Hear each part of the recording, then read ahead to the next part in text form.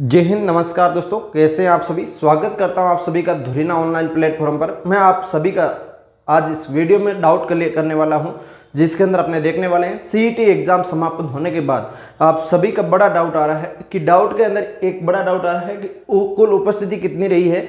आपको पता है 13 लाख के समथिंग फॉर्म भरे गए हैं। इसके साथ साथ एक बड़ा और डाउट है कि इसके अंदर नॉर्मलाइजेशन होगा या नहीं होगा, और नॉर्मलाइजेशन होगा तो किस शिफ्ट का इसके अंदर जो आपका नंबर बढ़ेगा और किसका घटेगा, ये भी आपका एक बड़ा डाउट है। और इसके अंदर एक बड़ी अपडेट जो आ रही है 3 महीने के अंदर भर्ती संपूर्ण करवाने का, तो वो क्या नया नियम आ रहा है और उसी के ऊपर चर्चा भी करेंगे। चैनल जरूर सब्सक्राइब कर देना, और इस टाइप की रिलेटिव जो भी जानकारी रहती है वो सबसे पहले अपने टेलीग्राम के ऊपर उपलब्ध करवा देते हैं। टेलीग्राम का लिंक हम डिस्क्रिप्शन दे रहे हैं, धुरीना का आप जाके ज्वाइन कर लेना। तो अब इसके अंदर देखते हैं नॉर्मलाइजेशन प्रक्रिया और उपस्थिति और सारी बातें इसके अंदर कवर करते हैं। तो इसके अंदर सबसे पहले मैं आपको बता दूं, ये न्यूज़ आप सभी ने अपने टेलीग्राम के माध्यम से देख ली होगी कि आपकी किस शिफ्ट में कितनी उपस्थिति रही है, वो सब आपको बताते रहते हैं। इसके साथ साथ आपको पता है लास्ट के अंदर आपका 4th पारी का पेपर हुआ था 28 तारीख को सेकंड शिफ्ट में, और इसके अंदर आप देख सकते हैं जिसके अंदर आपके 2,93,000 विद्यार्थी जो थे उसमें से आपके 90.08% जो उपस्थिति रही है। और पिछली बार जो उपस्थिति इसके अंदर देखने को मिली वो आपकी इसके अंदर 75.06% रही थी। लेकिन इस बार आपको मैं बता दूं टोटल ऑल ओवर चारों शिफ्टों की बात करें तो आपकी काफी ज्यादा जो आपकी उपस्थिति बढ़ चुकी है पिछली बार की कंपैरिजन में। आपको पता है 2022-23 के अंदर भी आपके इसके अंदर एक जो सीईटी करवाई गई थी, और इस सीईटी के अंदर भी आपको जो उपस्थिति देखने को मिली थी टोटल फॉर्मों की, उसके अंदर आपकी उपस्थिति थी वो आपकी 72.97% थी। और अब की बार आपके जो फॉर्म भी काफी ज्यादा भरे गए थे और उसके अंदर उपस्थिति देखने को मिली थी वो भी आपकी 99.03% जो उपस्थिति रही। चारों शिफ्टों की बात कर रहे हैं आपने, और इसके अनुसार आपको पता चल गया होगा कि आगे की भर्तियां जो कितनी महत्वपूर्ण विद्यार्थियों के लिए होने वाली है, और इसके अंदर आपको अच्छे से तैयारी करना है। अब इसके अंदर उपस्थिति आपने देख ली की, तो अब इसके अंदर एक बड़ा डाउट और आ जाता है नॉर्मलाइजेशन को लेके। तो जो आपकी नॉर्मलाइजेशन के लिए काफी सारे विद्यार्थी पूछ रहे थे, कुछ विद्यार्थियों ने आलोक राज जी को ट्वीट करके भी पूछा है कि सर आप ये बता दो कि सीईटी के नॉर्मलाइजेशन होगा और या नहीं होगा, क्योंकि डर लग रहा है मुझे कि 60% यानी 40% मैंने किए हैं, कहीं नॉर्मलाइजेशन के अंदर कम तो नहीं हो जाएंगे। तो एक बड़ा डर सता रहा है कि मेरे इतने ही मार्क्स आ रहे हैं। जैसा कि आपने सभी ने सुभाषान सर की चैनल के ऊपर आपकी संपूर्ण आंसर की देख ली होगी, तो उस आंसर की के अंदर आपने मिलाया कि आपके 60% या 40% ही सही हो रहे हैं, या फिर 120 मार्क्स का ही सही हो रहा है, ज़्यादा हो नहीं रहा। तो ऐसे में आपको पता लग रहा होगा कि यार नॉर्मलाइजेशन होगा तो इसके अंदर कहीं माइनस में नहीं चला जाए। तो अब इसके अंदर क्या होगा, जब इन्होंने स्पष्ट रूप से बता दिया कि जब 4 पारियों के अंदर पेपर हुआ है तो नॉर्मलाइजेशन होना, जाहिर सी बात है, 1 से अधिक पारियों में पेपर होना मतलब नॉर्मलाइजेशन होगा, सबको बराबर करना होता है। तो इसके अंदर आगे अपने फॉर्मूला भी देखने वाले हैं कि नॉर्मलाइजेशन का फॉर्मूला क्या होता है, किस फॉर्मूले से ये नॉर्मलाइजेशन करते हैं। और नॉर्मलाइजेशन ये एक बड़ी बात नहीं है कि आपके हर एक एग्जाम में होती है। सेंट्रल लेवल की एसएससी रेलवे की वैकेंसियों के अंदर नॉर्मलाइजेशन होती है, क्योंकि वो ज़्यादा लंबे टाइम तक एग्जाम चलते रहते हैं, लगभग 15-15, 20-20 दिन तक एग्जाम चलते हैं। तो ये तो आपकी 4 शिफ्ट के अंदर ही पेपर हुआ है, तो ऐसे में उनकी नॉर्मलाइजेशन होना चाहिए, इसी बात है। तो अब इसके अंदर मैं बात करूं नॉर्मलाइजेशन होता तो होता किस फॉर्मूले से, कैसे होता है, तो एक बेसिक तरीके से समझते हैं कि नॉर्मलाइजेशन होता कैसे। तो एक उदाहरण के लिए मैं आपके लिए डाटा लिख के लेके आऊं, जिसके अंदर आप देख रहे हैं मार्क्स आपका 200 मार्क्स का एक कोई पेपर है, उसमें से 5 कैंडिडेट है जो आपका इस टाइप के 5 कैंडिडेट मैंने आपके लिख दिए यहाँ पे, जिसके अंदर फर्स्ट शिफ्ट के अंदर एक कैंडिडेट के 80 मार्क्स आए, दूसरे के 85, उसके बाद 90, उसके बाद 95, उसके बाद 100, इस टाइप का मार्क्स आया। ये क्या हुआ, ये आपका सबसे हार्ड शिफ्ट हो गया, क्योंकि इसके अंदर सबका मार्क्स कम आए हैं ना, कम आने की वजह से अपने हार्ड मान सकते हैं।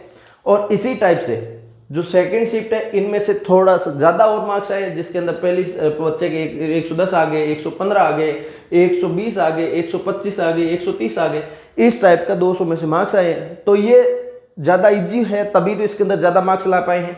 अब तीसरी शिफ्ट है, ये तीसरी शिफ्ट जिसके अंदर जो आपका माध्यम वाला शिफ्ट आ गया, जिसके अंदर देख सकते हो 90 मार्क्स आ गए, 95 आ गए, इसके बाद 105, 110, 100, 110, इस टाइप का मार्क्स आ गया। अब इसके अंदर क्या होता है ना, जो आपका नॉर्मलाइजेशन निकाला जाएगा वो माध्य निकाला जाएगा, जिसके अंदर आप देखेंगे तो इसके अंदर माध्य कौन सा हो जाएगा, ये वाला विद्यार्थी इसको मान के माध्य निकाला जाएगा कि इसके अंदर डिफरेंट कितना आ रहा है। जो माध्य है इस विद्यार्थी जो आपकी बीच वाली जो शिफ्ट है, हाईएस्ट वाली शिफ्ट है, इनके अंदर जो माध्य निकाला जाएगा तो सबसे पहले इसका और इसका डिफरेंस देखा जाएगा। इसके और इसके डिफरेंस में कितना 30 मार्क्स का डिफरेंस है। तो इस मार्क्स में आपका 120 इसके आ रहे हैं तो इसके 30 बढ़ा दिए जाएंगे, इसके 30 प्लस हो जाएंगे। तो इसी टाइप से इस एक का 30 कर रहे हैं तो सभी विद्यार्थियों के इसके अंदर 30 ऐड कर दी जाएंगे। ठीक है, इस टाइप से आपके इसके अंदर बढ़ा दिए जाएंगे। ये 30 इसके अंदर भी ऐड हो जाएगा, इन सभी के अंदर 30-30 मार्क्स ऐड हो जाएगा।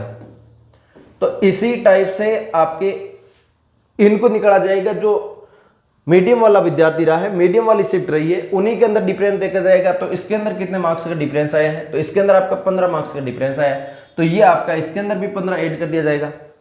तो सबका एवरेज मार्क्स ले आएंगे। इन सब का क्या निकाला है, इन सब का माध्य निकाला है, इन सब का माध्य या मीन्स निकाला है जो इंग्लिश के अंदर।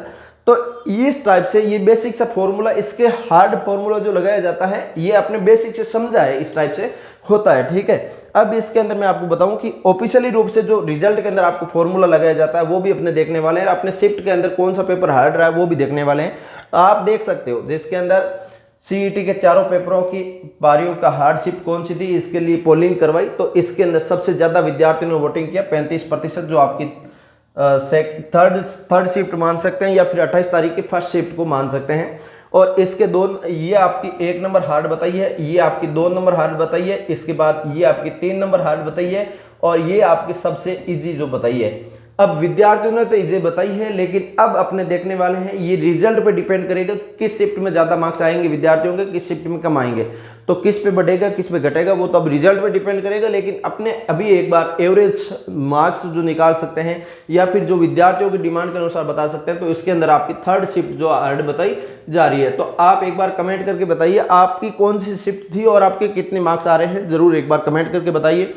अब इसके अंदर देखते हैं ऑफिशियली रूप से जो फॉर्मूला कौन सा है, वो आप देख सकते हैं यहाँ पे रिजल्ट के अंदर हमेशा बताते हैं आपको जो फॉर्मूला लगाते हैं, जिसके अंदर आप देख सकते हैं जो आपका की फैक्टर, जो आपका मैक्सिमम मार्क्स बटा टोटल नंबर ऑफ क्वेश्चंस, ठीक है, और into total number of questions of a particular section या सब्जेक्ट, ठीक है। इसके बाद बटा में number of valid question of a particular section या सब्जेक्ट, ठीक है। इस टाइप से ये जो फॉर्मूला लगाया जाता है, तो इसके अंदर आप देख सकते हो, ठीक है।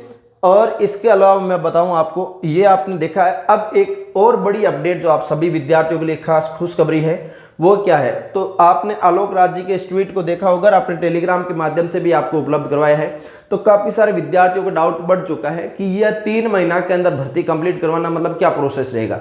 तो मैं आपको बता दूं, आगे की भर्तियां आपकी आने वाली है। तो इन भर्तियों के अंदर आलोक राज जी ने ऐसा कहा है, जैसे आपको महिला पर्यवेक्षक भर्तियां जैसी छोटी छोटी भर्तियां हैं, जो आपकी 205 पदों पे, 203 पदों पे, 220 पदों पे, ऐसी कुछ भर्तियां आ रही है, छोटी छोटी भर्तियां आ रही है।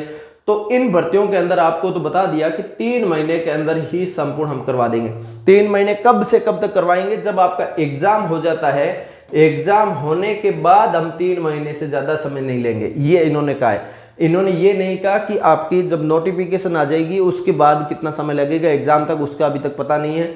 और नोटिफिकेशन आने के लिए कितना समय लग जाए उसका तो पता नहीं है, ठीक है। एग्जाम डेट होने के बाद 3 महीने में कंप्लीट हो जाएगा। अगर किसी भर्ती में ज्यादा पद है, ज्यादा मेहनत है, तो उसके अंदर हो सकता है 5 से 6 महीने लग जाए, इन्होंने ये भी बताया है। जैसे कि पटवारी वगैरह, वीडियो वगैरह भर्तियां हैं, काफी बड़ी पद है, तो इसके अंदर आपके 5 से 6 महीने ज्यादा समय लगेगा। और इसके अलावा कहीं ना कहीं कानूनी पेंच नहीं अड़ जाए, तो कानूनी पेंच नहीं अड़ेगा तब तो इतने में हो जाएगा। और हो सकता है कानूनी पेंच अड़ जाए तो उसमें 15-20 दिन, महीना 2 महीना एक्स्ट्रा लग सकता है।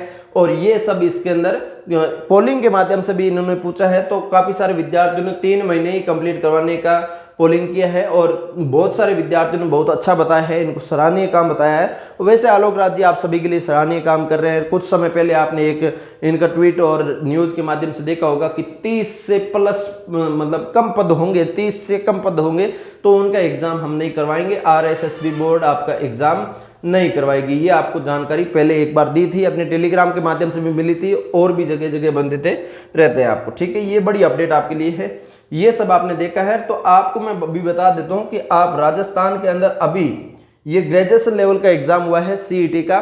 तो अब आपका 12th लेवल का एग्जाम है, तो 12th लेवल का और पशु परीक्षर का एग्जाम है। सीईटी जो आपका है जिसके अंदर 2024 का जो आप मानेंगे, तो इसके अंदर आपका 12th लेवल का जो एग्जाम है वो आपका अभी बाकी है। तो इस एग्जाम को पास करने के लिए अच्छे से आपको राजस्थान जीके पढ़ना होगा।